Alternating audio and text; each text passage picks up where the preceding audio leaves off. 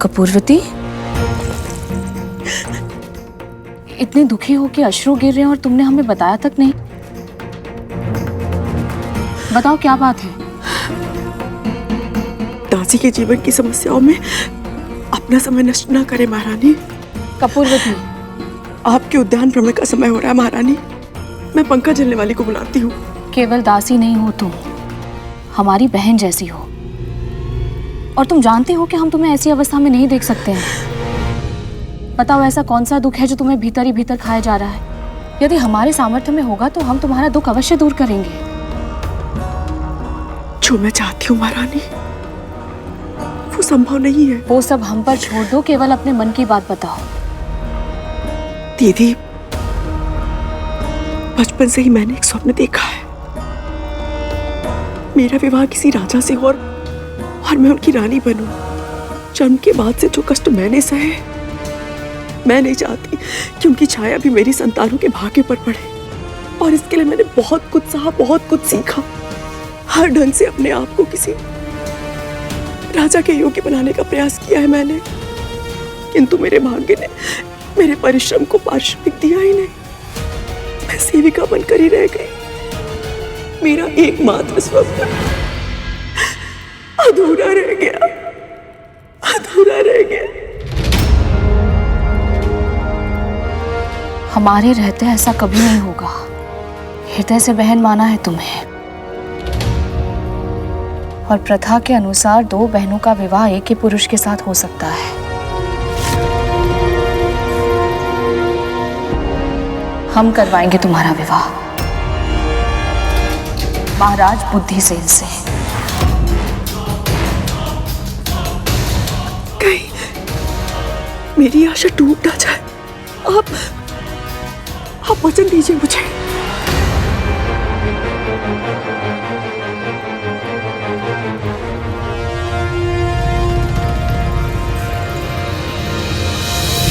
वचन देते हैं हम तुम्हें, तुम शीघ्र ही रानी बनोगी।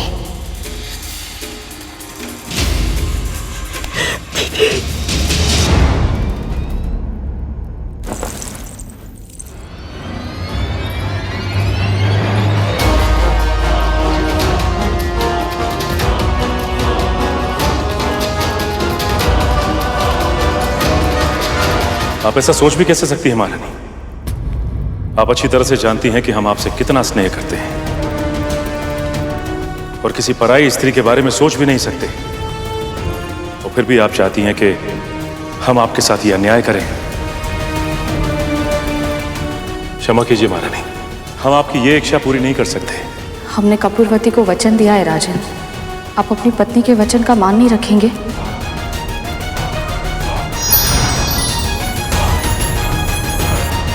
देवी कपूरवती का स्वभाव तो बिल्कुल माता कद्रू की तरह है, जो अपने हित के लिए किसी का भी अहित कर सकती है। तो राजा बुद्धिसेन से विवाह करने के बाद कपूरवती जब रानी बन गई तो क्या हुआ?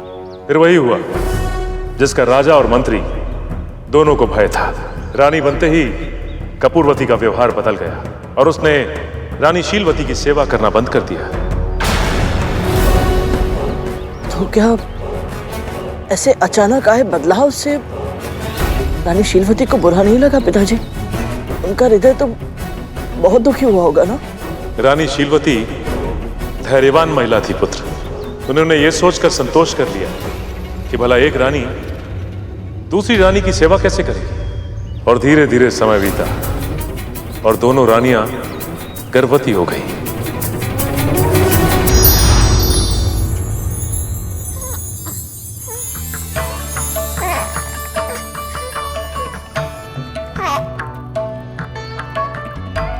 क्षमा छोटी रानी, आपका पुत्र गर्भ में ही प्राण त्याग चुका था।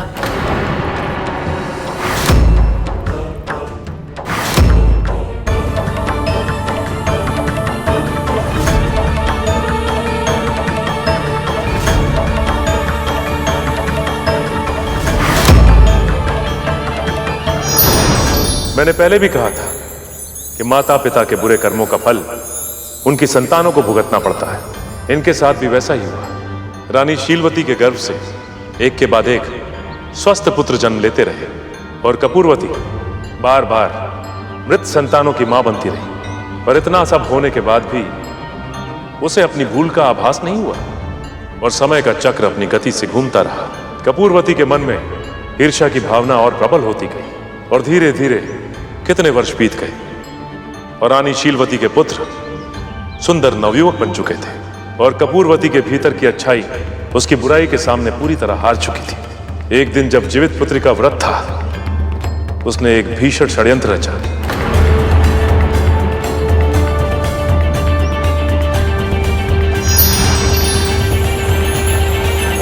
क्या कर रही हो मनोरमा? राजकुमारों के लिए भोजन बना रही हूँ छोटी रानी। ठीक है, आप एक काम करो, वहां से एक थाली ले आओ। जी।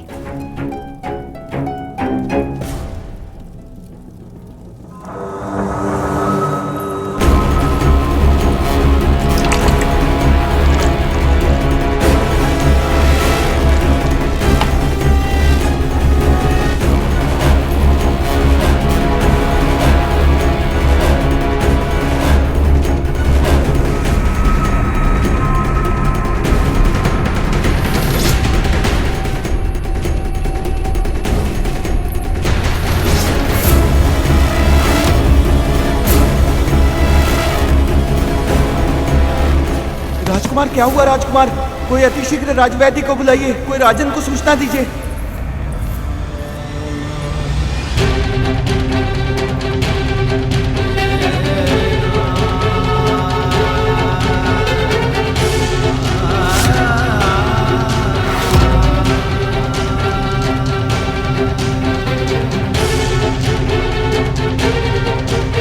ये क्या हो गया?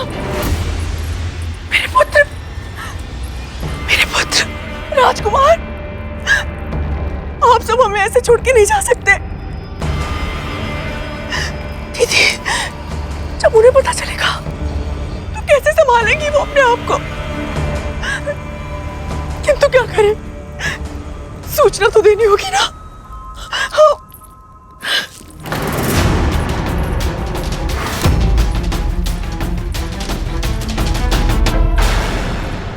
ओम विष्णवे नमः।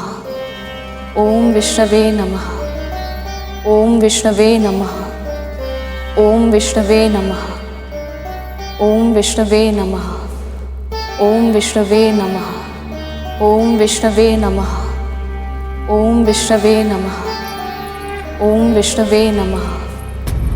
ओम विष्णवे नमः। दीदी, ओम विष्णवे नमः। ओम दीदी, आपके विष्णवे पुत्र नमः।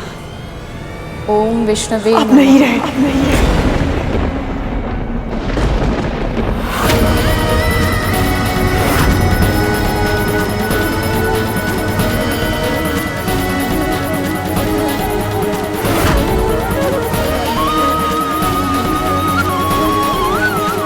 ओम विष्णवे नमः। ओम विष्णवे नमः।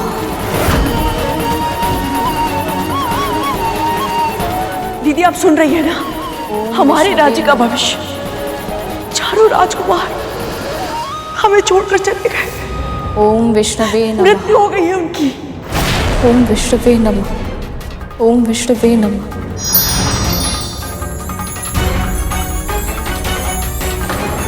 परंतु पिताजी, रानी शीलवती ने तो कोई अनुचित कार्य नहीं किया था, फिर उनके साथ ऐसा अत्याचार क्यों? तुम्हारी तरह ये प्रश्न अनेक व्यक्तियों के मन में आता है। उन सभी को लगता है कि वो तो धर्म के अनुसार ही आचरण करते, सबके साथ अच्छा व्यवहार करते, तो फिर उनके साथ अनुचित क्यों होता है? किसी भी वस्तु को पाने के लिए उन्हें दूसरों की तुलना में अधिक श्रम क्यों करना पड़ता है? ऐसी स्थिति में उनके सामने दो ही विकल्प होते हैं, या वो अपना अच्छाई का कठिन मार्ग छोड़कर आसान मार्ग चुन लें।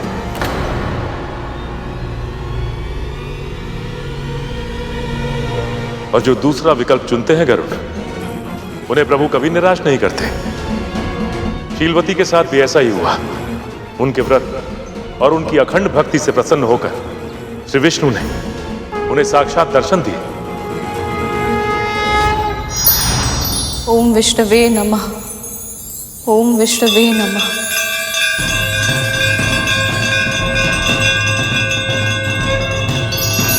ओम विष्णुवे नमः।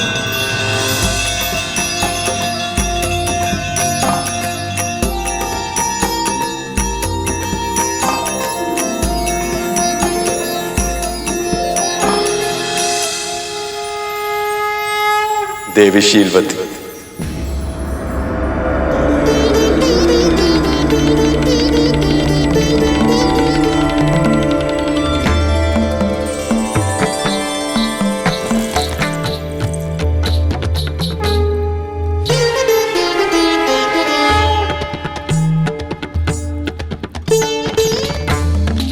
जीवित पुत्रिका व्रत के प्रति तुम्हारी अटूट निष्ठा देखकर मैं प्रसन्न हूं। संकट के समय भी मुझ पर विश्वास रखकर तुमने इस अद्भुत व्रत की महिमा को और अधिक सिद्ध किया है। इसी का परिणाम कि तुम्हारे सभी पुत्र पुनः जीवित होंगे और दीर्घायु होंगे।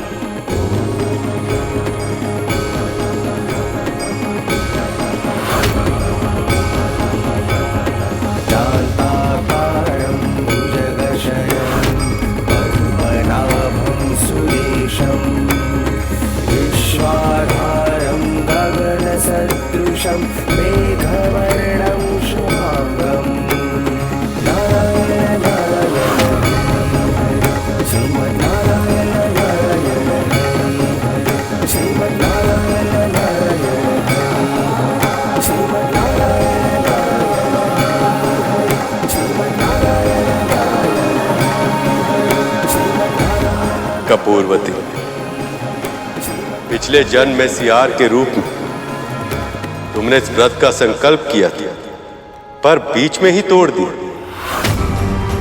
उसी का परिणाम था कि तुम्हें मनुष्य योनि तो मिली, किंतु तुम्हारा जन्म निर्धन अवस्था में हुआ।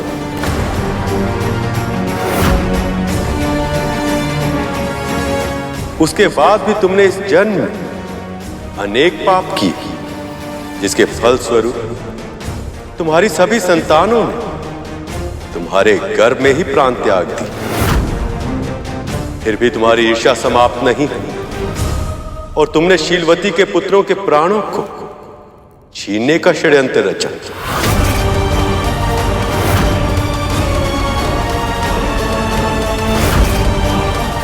किंतु उनके मातृत्व की शक्ति के कारण तुम्हारा यह षड्यंत्र असफल हुआ।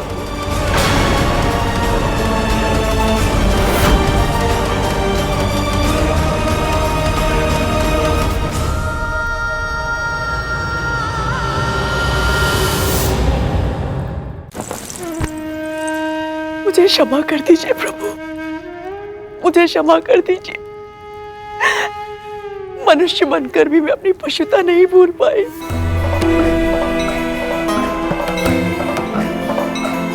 जिसने मेरा जीवन संवारा, मैंने उसी की गोद उजाड़नी चाहिए। बहुत बड़ा अपराध हो गया मुझसे। क्षमा कर दीजिए प्रभु, क्षमा कर दीजिए। सच्चे हृदय से किया गया पश्चाताप ही तुम्हें तुम्हारे पापों के बोझ से मुक्त कर सकता है। अब से अपना संपूर्ण जीवन धर्म के मार्ग को समर्पित कर तुम्हारा कल्याण होगा।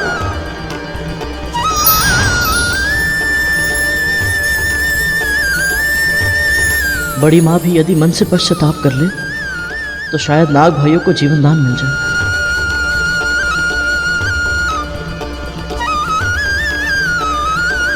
पिताजी की इस कथा ने मुझे इतना मोहित किया है कि मुझे इसके पात्र अपने लगने लगे हैं। स्वामी, मुझे भी जीवित पुत्र का व्रत करना है। मुझे विधि बताइए आप।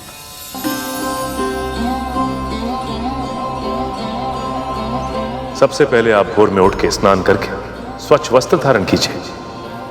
उसके बाद कुशा से बनी प्रभु की प्रतिमा को पुष्प, दीप, चावल आदि अर्पण कीजिए। और आप चाहें तो प्रभु की प्रतिमा मिट्टी या गोबर से भी बना सकती। उसके बाद चील और सियार की मूर्ति बनाकर उनके माथे पर लाल सिंदूर का टीका लगाएं। उसके साथ ही देवी को 16 पेड़े और 16 दूब की मालाएं, 16 गांठ का धागा और श्रृंगार का सामान अर्पित कीजिए। फिर आप जीवित पुत्रिका की व्रत कथा सुनिए या कहिए। इस प्रकार जो भक्त इस व्रत को विधि विधान से करते हैं, उनकी सारी मनोकामना पूर्ण होती है। इस व्रत को अश्विनी माह के कृष्ण पक्ष की अष्टमी तिथि को किया जाता है। सप्तमी को नहाय खाए होता है। फिर अष्टमी को निर्जला व्रत रखने के बाद नवमी को सूर्य को अर्घ देकर प्रभु की पूजा की जाती है। और फिर ब्राह्मण को दान देने के बाद मड़ुए की रोटी, नोनी का साग और झोर भात खाकर इस व्रत का समापन किया जाता है। ये बहुत ही कठिन व्रत है कद्रू। इसका पालन केवल तन से नहीं, मन, कर्म, वचन से भी करना पड़ता है। यदि आप इसे सफलतापूर्वक कर पाई तो इन घायल नागों का कल्याण अवश्य होगा।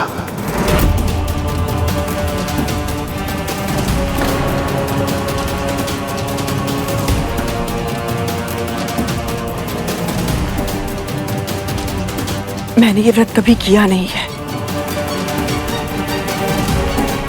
मुझे भय लग रहा है कि मुझसे कहीं कोई भूल ना हो जाए।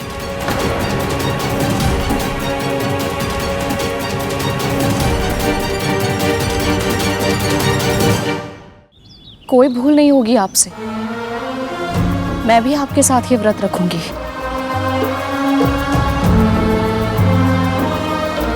जब दोनों माहें साथ में प्रार्थना करेंगी तो नारायण कृपा अवश्य करेंगे। आप दोनों व्रत पर ध्यान केंद्रित कीजिए। पूजा की सामग्री मैं इकट्ठी करता हूँ। जब तक आपका व्रत चलेगा तब तक हम अपने भाइयों की रक्षा करेंगे माँ। जी माँ, हम अपने भाइयों का ध्यान रखेंगे।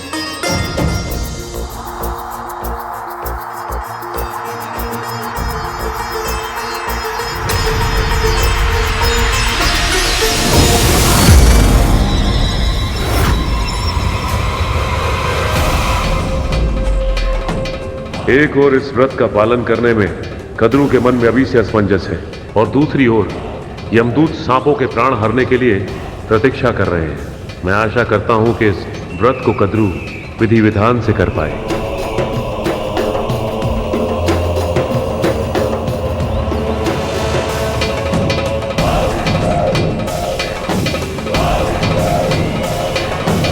पिताश्री वहां क्या देख रहे हैं? मुझे कुछ दिखाई नहीं दे रहा। मुझे जाना होगा।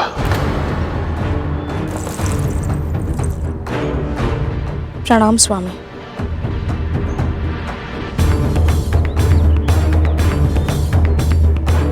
विंता, आपसे मैं आवश्यक चर्चा करनी है।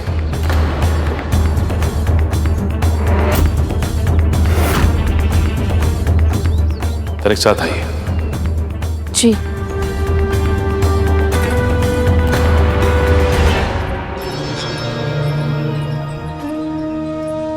विंता, गरुड़ एक महत्वपूर्ण बालक है। उसका जन्म एक बड़े उद्देश्य के लिए हुआ है। अब उसका दायित्व और भी बढ़ने वाला है। इसलिए आपको निश्चित करना है कि वो कर्म और परिवार दोनों के बीच में संतुलन बना पाए, क्योंकि अब शीघ्र ही गरुड़ को एक बहुत महत्वपूर्ण कार्य सौंपा जाएगा। कौन सा कार्य स्वामी? प्रभु विष्णु और मां लक्ष्मी को मिलाने का कार्य।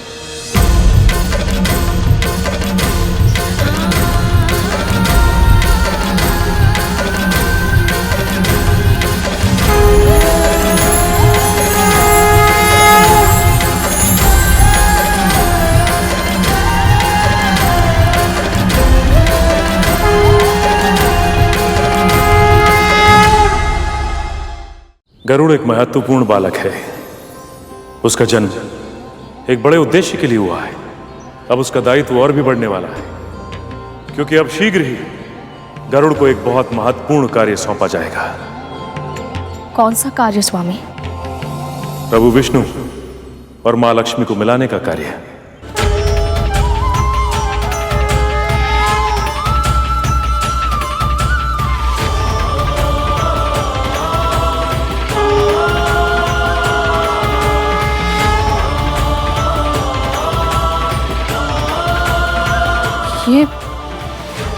ये तो अकल्पनीय है। ये इच्छा गरुड़ ने स्वयं प्रकट की थी कि वो विष्णु और लक्ष्मी के मिलन में सहयोग दे पाए। भैया, क्या कोई ऐसा उपाय है जिससे मैं इन दोनों को फिर से एक कर पाऊं? यदि वैकुंठ में सच्चे हृदय से इच्छा व्यक्त की जाए तो अवश्य पूरी होती है। शीघ्र ही लक्ष्मी जी को वापस लाने के लिए समुद्र मंथन किया जाएगा और गरुड़ को उसमें अपना योगदान देना होगा।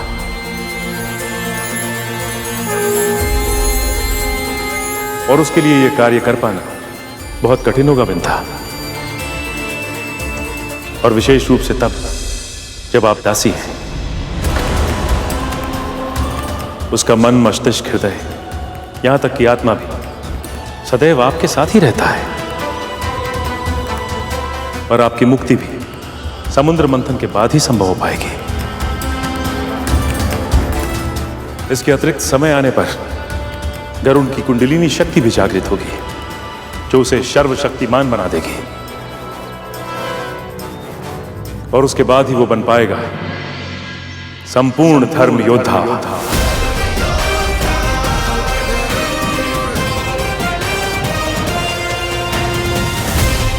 मैं समझ गई स्वामी। सृष्टि के जिन उद्देश्यों के लिए मेरे पुत्र का जन्म हुआ है, उसे उन सभी के योग्य बनाने के लिए जो आवश्यक होगा मैं सब करूंगी।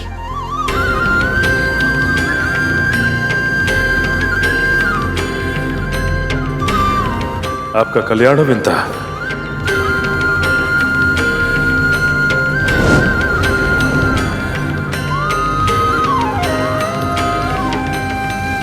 गरुड़ कहाँ गया ये?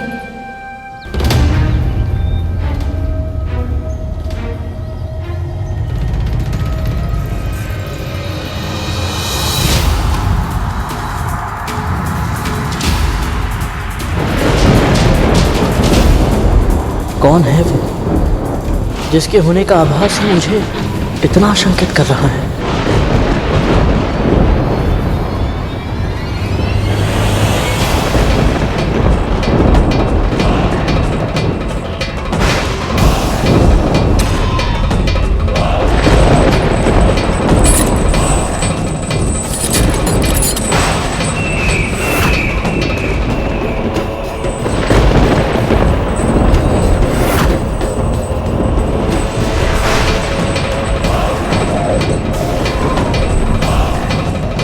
कौन है ये रसमयी छाया और यहाँ इनकी उपस्थिति का क्या कारण है?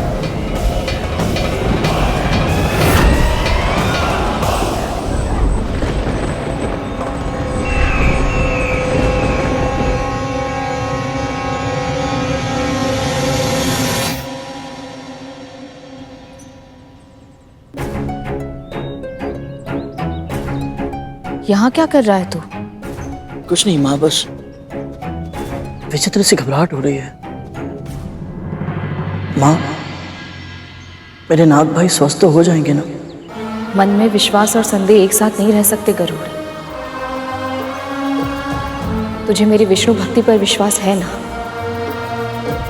तो अपने मन से सारे संदेह मिटा दे। तू बस ये सोच कि इस व्रत को सफल बनाने में तू क्या योगदान दे सकता है। शेष सब कुछ प्रभु विष्णु पर छोड़ दे। यदि उनकी इच्छा हुई तो तेरे भाइयों के प्राण अवश्य बचेंगे।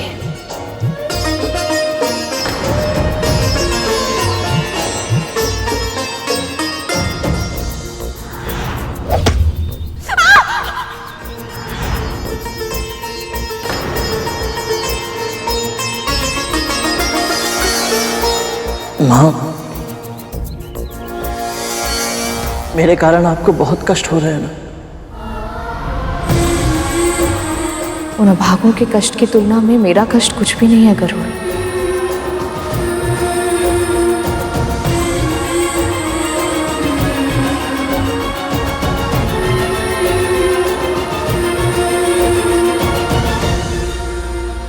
माँ का व्यवहार कुछ विचित्र सा लग रहा है। निश्चित ही वो मुझसे निराश है, क्योंकि नागों की ये अवस्था मेरे कारण हुई है। हे प्रभु, शीघ्र ही मेरे नाग भाइयों को स्वस्थ कर दीजिए। मेरी प्रार्थना सुन लीजिए प्रभु।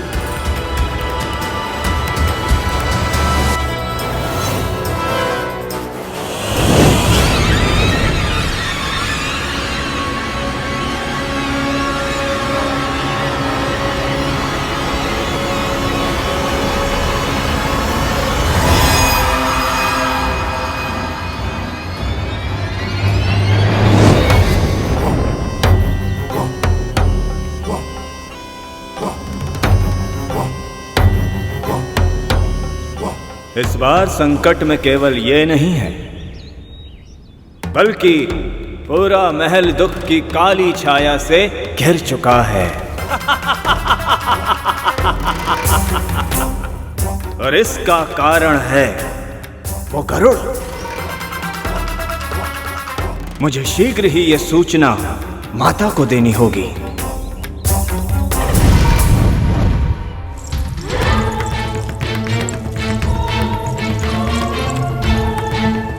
ध्यान कहाँ है तेरा? तनिक श्रम कर लेगी तो हाथ खिस नहीं जाएंगे तेरे। और तू सिंहासन के पांव पर धूल का एक तिनका भी दिखा तो उठाकर स्वर से बाहर फेंक दूंगी तुझे। जी राजमाता दीदी।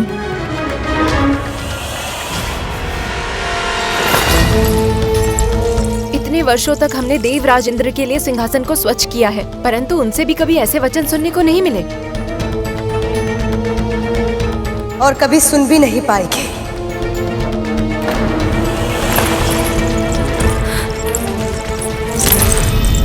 अच्छी तरह से जानती हूं मैं कि तुम सब मन ही मन यही प्रार्थना करते हो कि तुम्हारे देवराज इंद्र इस सिंहासन पर फिर से लौट आए।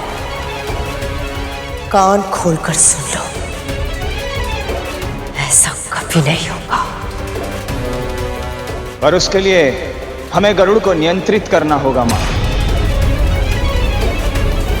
गरुड़ गरुड़ गरुड़ गरुड़, तुम्हारे प्राण तो बस गरुड़ में ही बस गए। क्या चाहते हो तुम? विमाता कद्रू ने सूर्य पुष्प लेने के लिए सूर्य लोक भेजा था उसे, पर क्या राहु? पर गरुड़ उनके नागपुत्रों को साथ लेकर सूर्य लोक का नाम लेकर शनि ग्रह ले गया, जहां शनि देव की वक्र दृष्टि उन पर पड़ गई और अब अर्धमृत होकर पड़े हुए हैं विमाता कद्रू के सामने। पूरा महल गूंज उठा था उनकी चित्कार से। राहु, तुम सत्य कह रहे हो? हाँ माँ, हमारे पिता ने कद्रू और विंता दोनों विमाताओं को जीवित पुत्र का व्रत करने के लिए कहा है, पर उन नागों की दशा देखकर मुझे ऐसा लगता है कि उनके प्राण नहीं बचेंगे और बचने भी नहीं चाहिए। यदि उसके नागपुत्र यमलोक पहुंच गए तो कद्रू और उसके अन्य नागपुत्र गरुड़ को नहीं छोड़ेंगे। या तो शेष बचे नाग गरुड़ को डस लेंगे, या तो फिर गरुड़ उन पर आक्रमण कर अपने पंजों से उन्हें नोच लेगा। इस युद्ध का परिणाम चाहे कुछ भी हो, पर इस युद्ध में हमारा एक शत्रु अपने प्राण अवश्य खो बैठेगा। और ऐसा ही हो, इसके लिए मुझे निश्चित करना होगा कि विंता और कद्रू का जीवित पुत्र का व्रत सफल ना हो। उसके अर्धमृत नाग पूर्ण रूप से मृत हो जाए।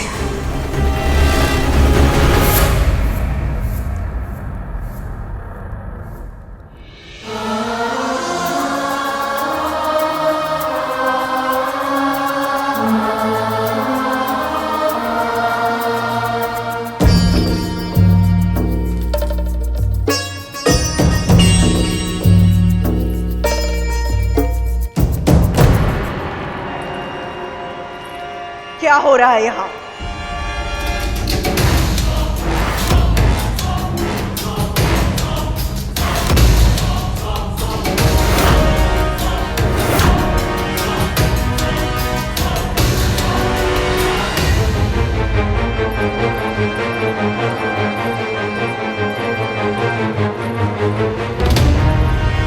मुझे लगा धृत कुमारी का ये लेप इनकी जलन में सुधार लाएगा।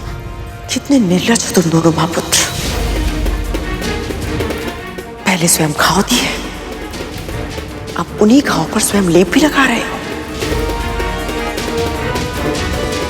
और क्या होगा इस लेप से? इनके घाव देखे, त्वचा जलकर अस्थियों में चिपक चुकी है इनकी। संभाले अपने आप को माँ। यदि आप साहस नहीं करेंगे तो हम सब क्या करेंगे? जी माँ, हमारे अन्य भाई भी बहुत भयभीत हैं। हमें आशावान रहना पड़ेगा। हम दुर्बल नहीं हो सकते।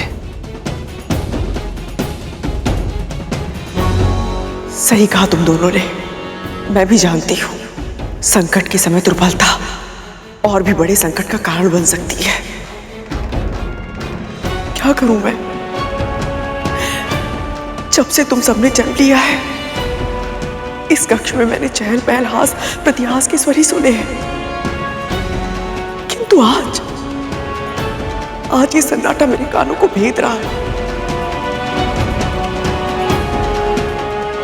और ये शांति किसी अपशगुन की तरह लग रही है मुझे।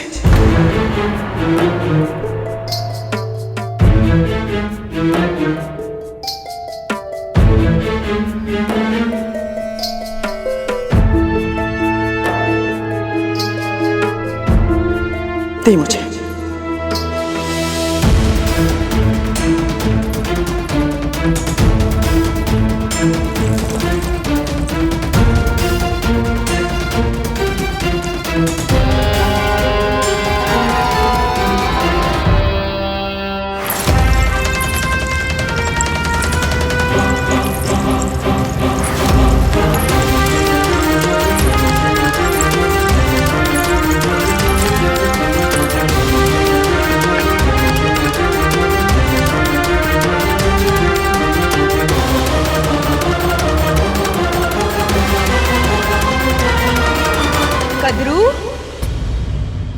कद्रू कहाँ हो तुम? अरे पुकार तो दो, वरना इतने बड़े महल में तुम्हें ढूंढते ढूंढते यही सुबह से संध्या हो जाएगी। कोई माँ से सीखे, कितना अच्छा अभिनय कर रही हैं, जैसे इन्हें कुछ पता ही नहीं है। कद्रू, कद्रू कहाँ हो तुम? कद्रू तुम तो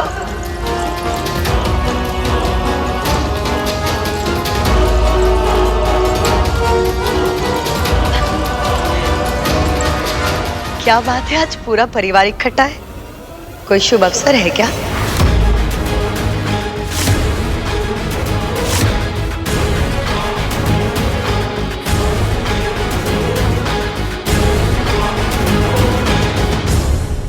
तुम यहाँ अचानक कैसे?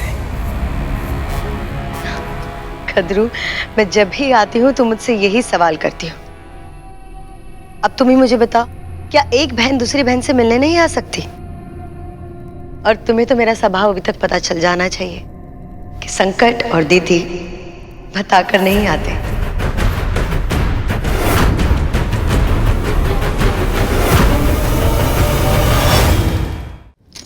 वो छोड़ो, मैं तुम्हारे लिए विशेष व्यंजन लेकर आई। ये स्वर्ग का सबसे स्वादिष्ट व्यंजन है और पूरी सृष्टि में ना इससे स्वादिष्ट व्यंजन तुम्हें कहीं नहीं मिलेगा। बातों में बताना ही भूल गई कि मैं एक शुभ समाचार देने आई थी। वो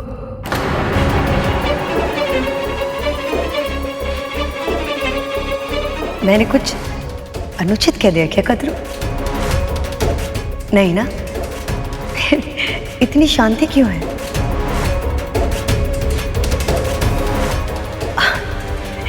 वो तुम्हारे शेष पुत्र किधर है? उनसे कहो कि उनकी दीदी माँ है।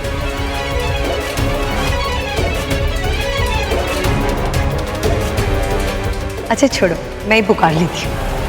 धूमल,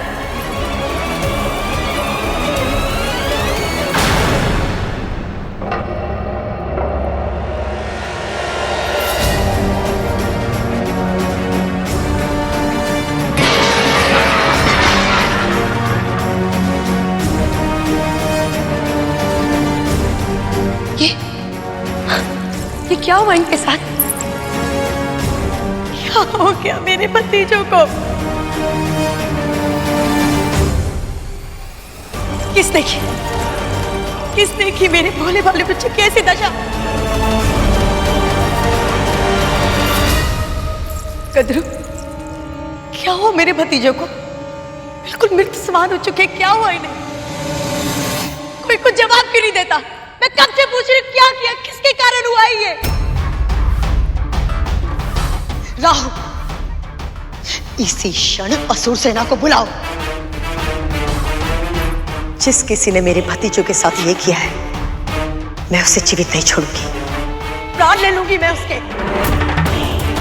मेरे भोले भाले से बच्चे, किसने किया ये? किसके कारण हुआ है?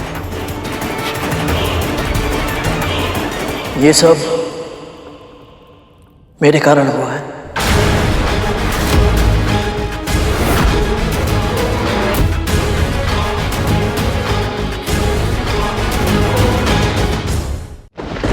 तेरे कारण?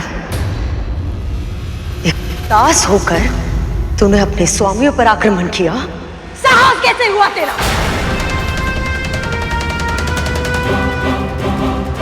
गरुड़ ने आक्रमण नहीं किया दीदी। अगर इसने नहीं किया तो किसने किया? इनकी ये दशा कैसे हुई? रक्षक कालिया, क्या कर रहे थे तुम? अपने भाई की सुरक्षा नहीं कर सकते थे? तिथि माँ, वो हम दोनों। मैंने गरुड़ को सूर्य लोक भेजा था सूर्य पुष्प लाने के लिए।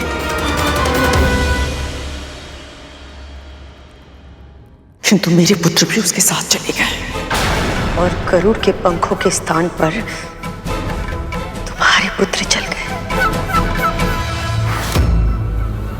क्यों कद्रू? क्यों किया तुमने ऐसे? क्यों जाने दिया अपने पुत्र को? तिथि माँ, हमें तो पता ही नहीं था। पता नहीं चला? तुम्हारी दृष्टि के सामने ये दास तुम्हारे पुत्र को अंतरिक्ष में उड़ा के लेकर चला गया और तुम्हें पता नहीं चला। इस तरह से नियंत्रित कर रही हो तुम कद्रू, इस तरह से। और तुम विंता, तेरा पुत्र कद्रू का हित करने का षड्यंत्र कर सकता है, ये मैं एक क्षण के लिए मान सकती हूँ, पर तूने क्यों नहीं रोका? कहीं ऐसा तो नहीं कि तू भी यही चाहती थी कि ऐसा कुछ हो?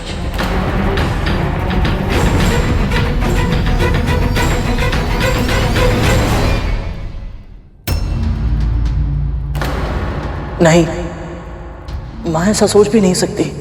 संभव है, और यह भी संभव है कि इसने सबके मस्तिष्क में ऐसी छवि इसलिए बनाई हो ताकि ये कोई भी षड्यंत्र करे और कोई कल्पना भी ना कर पाए कि ये ऐसा सोच सकती है।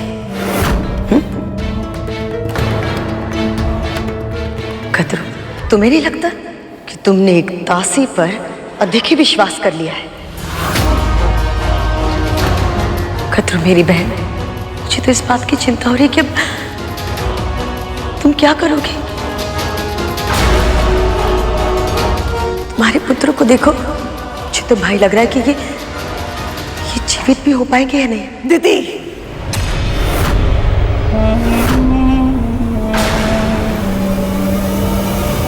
तुम जो मुझसे इतने ऊंचे स्वर में बात कर रही हो, जब तुम्हारे पुत्र जीवित ही नहीं बचेंगे तब तुम्हारा स्वर ही नहीं निकलेगा और उनकी मृत्यु मैं निश्चित करूंगी तुम्हारे व्रत को तोड़कर।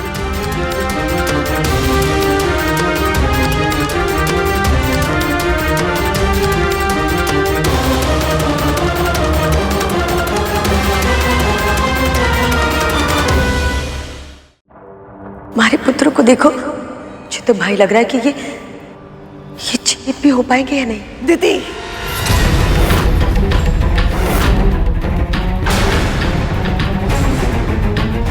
बोलने से पहले विचार कर लिया करो कि किस अनर्थ के बारे में बात कर रही हो तुम। मेरे पुत्र को कुछ नहीं होगा, स्वामी ने इनके जीवन के लिए जीवित पुत्री का व्रत का उपाय बताया है। और तुम भी अच्छे से जानती हो कि उनके वचन कभी असत्य नहीं होते हैं। कदर, तुम सही कह रही हो, पर मेरी बहन ये व्रत बहुत कठिन है। कहीं भूल से भी कोई भूल हो गई तो? नहीं होगी। हम दोनों व्रत के सभी नियमों का पालन करेंगे। हम दोनों? तू ये व्रत क्यों करेगी?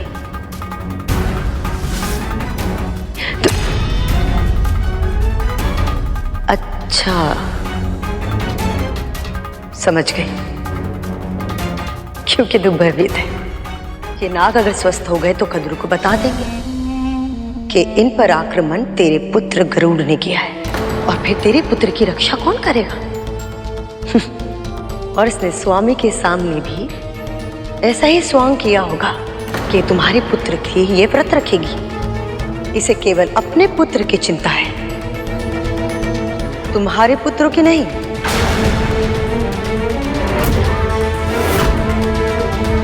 परंतु दीदी माँ, गरुड़,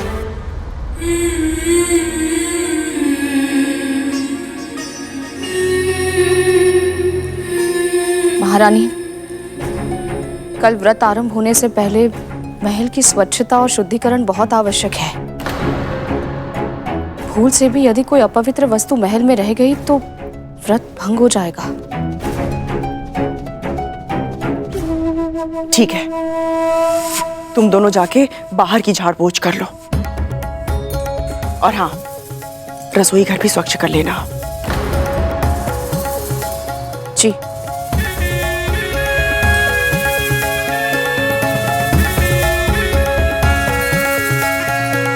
और सुनो,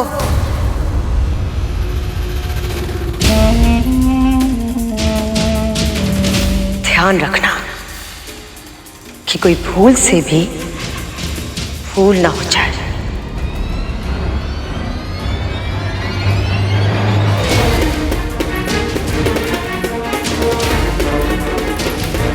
मुझे लगता तो नहीं था, सच में तुम्हारा हृदय कितना कोमल है। उस दिन तुमने मेरे पुत्र महाराज बलि से गरुड़ की रक्षा की, और आज कद्रू, तुम्हारे पुत्र को भीषण पीड़ा की अवस्था में देखकर भी तुम इन दोनों पे विश्वास कर रही हो? नहीं कद्रू, अगर मैं तुम्हारे स्थान पर होती तो मैं ऐसा कभी नहीं करती।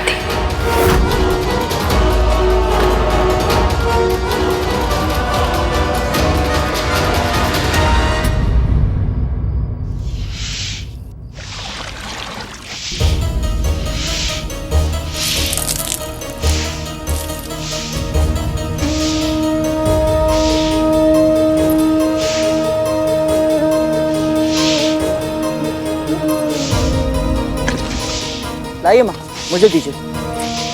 नहीं, रहने दे, मैं स्वयं कर लूंगी।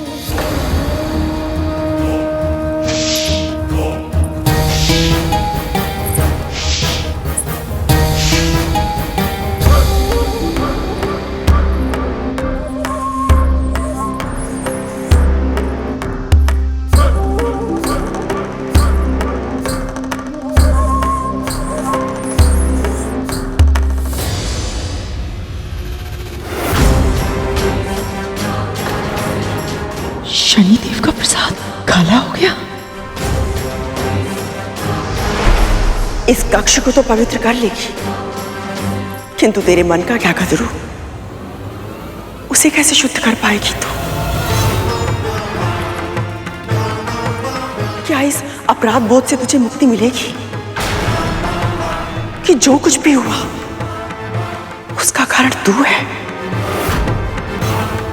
यदि तू गरुड़ को सूर्य लोक भेजकर उसके पंखों को जलाकर उसे अपने मार्ग से हटाने का षड्यंत्र नहीं रचती, तो तेरे पुत्र भी उसके साथ नहीं जाते, और तब उनकी त्वचा नहीं जलती, और तेरे पुत्र मृत्यु की चौखट पर खड़े होकर प्रतीक्षा नहीं कर रहे होते कि कब तू बस कुछ मत कह, मत बोल।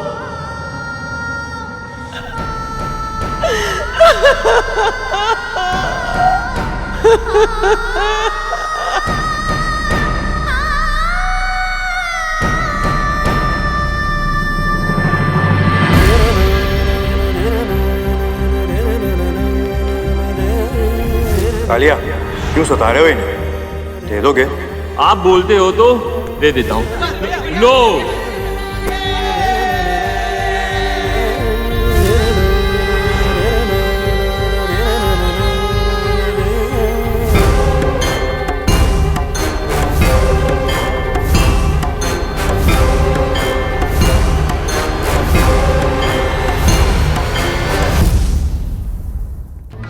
राहु, मुझे मुर्गी चाहिए।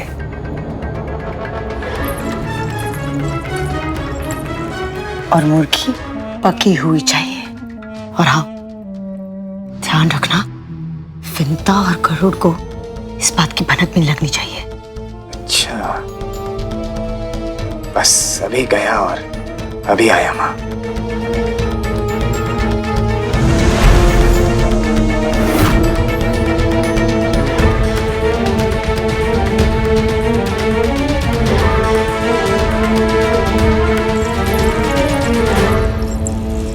तुम दोनों ने आंगन स्वच्छ कर दिया?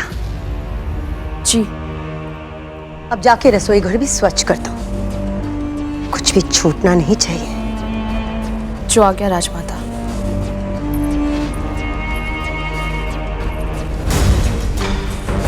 वैसे तुम्हारे रसोई घर को स्वच्छ करने का कोई अर्थ नहीं होगा, क्योंकि तुम्हारे उस स्थान को अशुद्ध करने की योजना मैं पहले ही बना चुकी हूँ।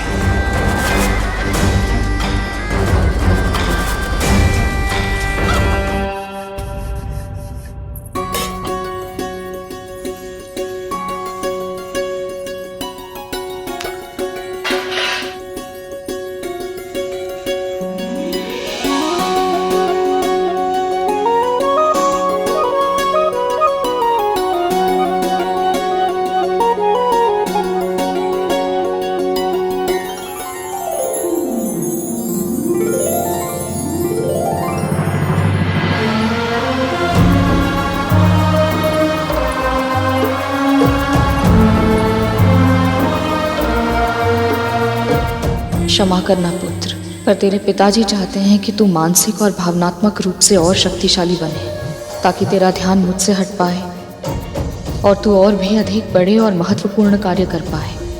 पर इसके पहले सबसे पहले मुझे स्वयं को थोड़ा कठोर बनाना होगा।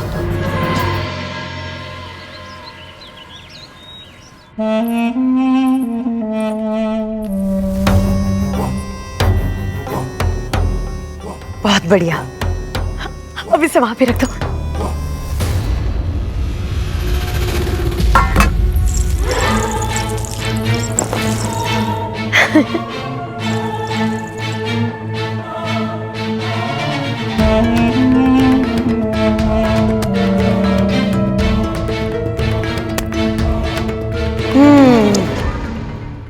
शुद्धिकरण की प्रक्रिया अब पूरी हुई। आपकी चाल अब समझ में आई माँ। जब नाग माता कद्रू को पता चलेगा कि रसोई घर में मांस और अस्थियां बिखरी हुई हैं, तब तक बहुत देर हो चुकी होगी।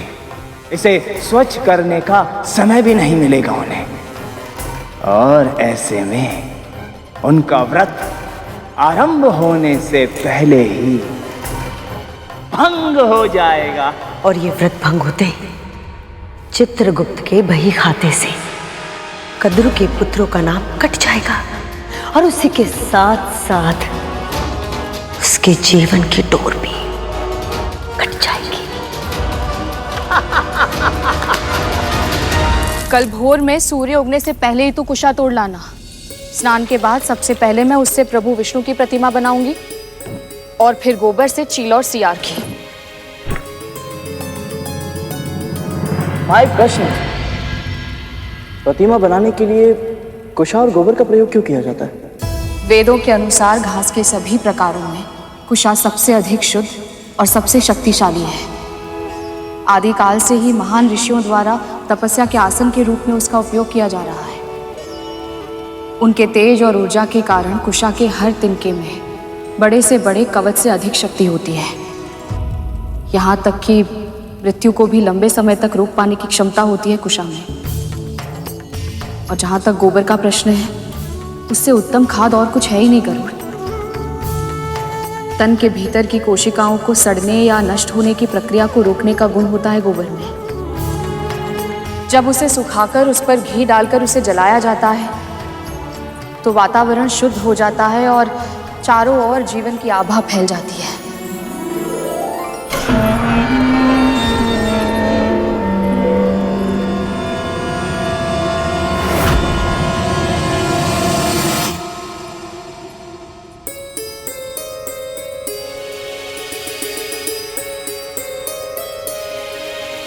तूने कुछ खाया है क्या?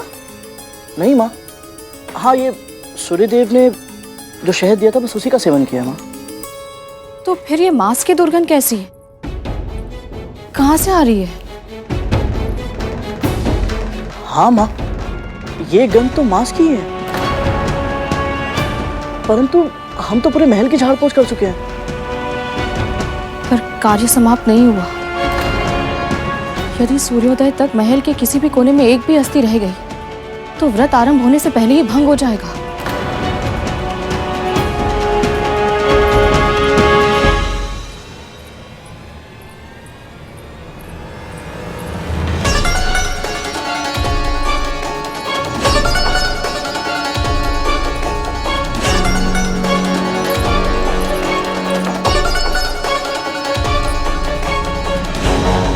ये माँ पुत्र की ना कुछ अधिक ही निर्भर है। इससे पहले कि ये मेरी चाल व्यर्थ कर दे, मुझे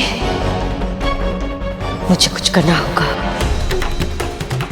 कुछ करना होगा।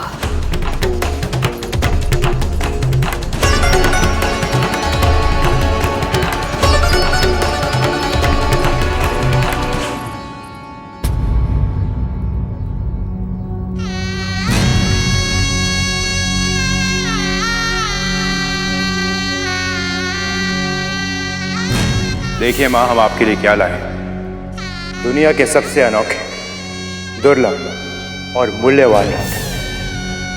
परसों जब व्रत समाप्त होगा मैं इसे ही पहनूंगी, ताकि जब मेरे पुत्र स्वस्थ होकर लंबी निद्रा से जागे तो अपने दिए इस उपहार को मुझे धारण किए देखकर बहुत प्रसन्न हो जाए।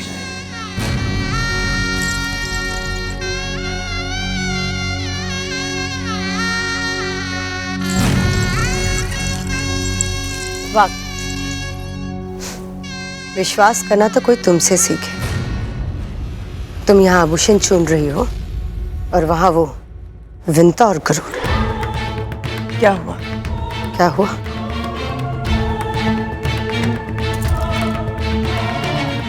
तुम ना स्वयं अपनी आंखों से देखोगी तभी विश्वास करोगी। चलो मेरे साथ आओ।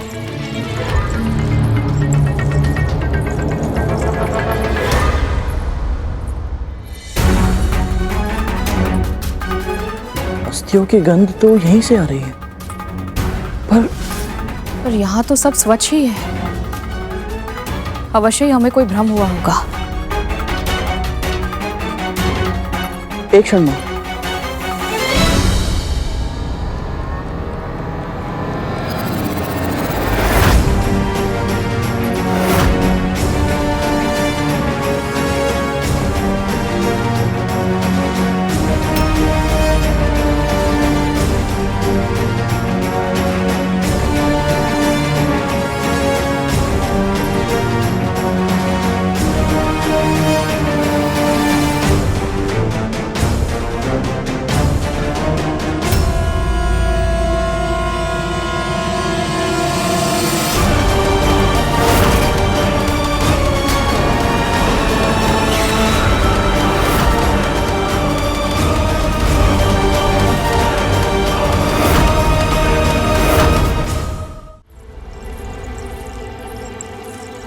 ये मांस की गंध कहाँ से आ रही है?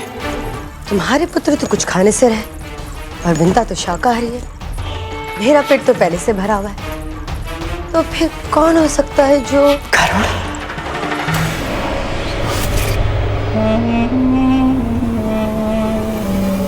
गरुड़।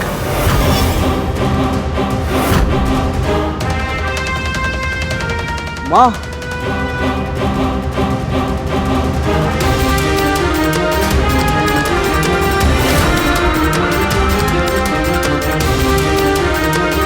इतनी सारी अस्थियां कहां से आई? मेरे पुत्र गजासुर और सिंह मुखम को तो जीवित ही निकल गया था। स्वयं विचार करो कद्रू, इस पक्षी के लिए व्रत करना, भूखे रहना संभव है?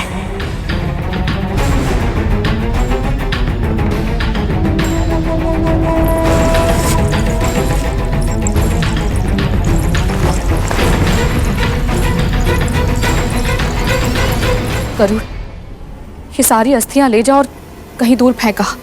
जी माँ।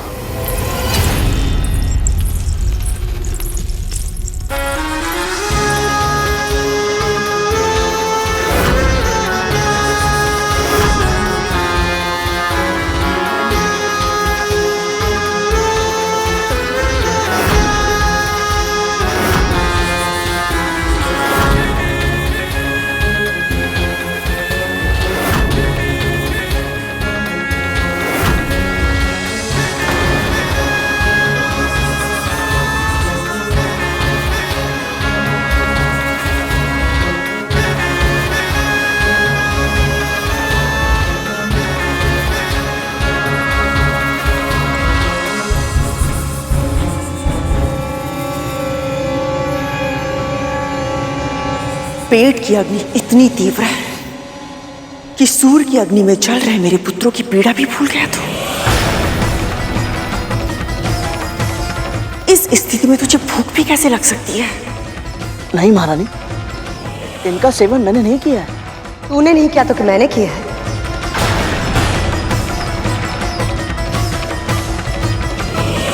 कितना भरोसा किया था ना तुमने इन दोनों पर कि ये तुम्हारा महल स्वच्छ करेंगे, लेकिन ये दोनों तो अशुद्ध करने पर लगे हुए हैं।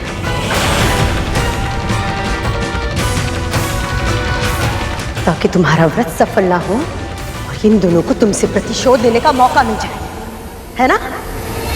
असत्य कहकर आप इस महल का अपवित्र कर रही हैं दीदी माँ।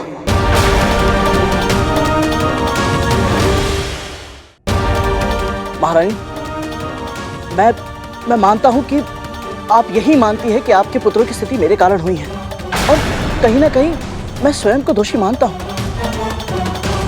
परंतु आप स्वयं विचार कीजिए महारानी, जब मैं अदिति माँ की तपस्या की रक्षा करने के लिए अपने प्राण दांव पर लगा सकता हूँ, तो फिर मैं उस व्रत को भंग करने का प्रयास क्यों करूंगा जिसे आपके साथ साथ मेरी माँ भी रख रही है?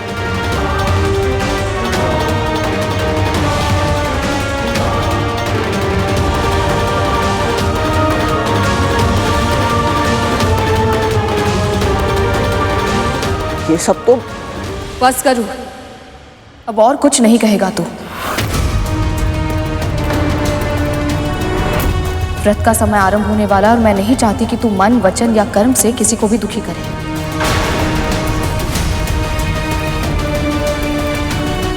परंतु स्मरण है ना, व्रत में जितना महत्व स्थान शुद्धि का है, उतना ही तन और मन का शुद्ध होना आवश्यक है।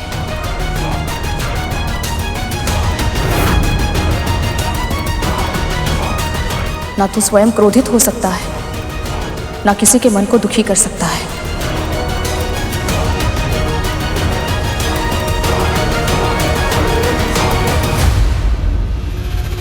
इस स्थान को फिर से स्वच्छ कर लो। और हाँ, गंगा जल छिड़क देना। यदि भूल से भी कोई अशुद्धि हो गई हो तो वो पवित्र हो जाए।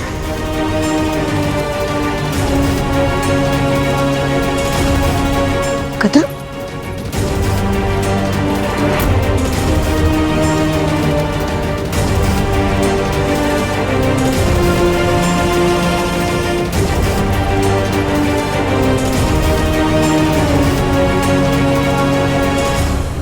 ये सब अवश्य ही दीदी माँ का षड्यंत्र है, किंतु क्या माँ को मेरी बात पर विश्वास होगा कि उनकी स्वयं की बहन इतना घिनौना कार्य कर सकती है?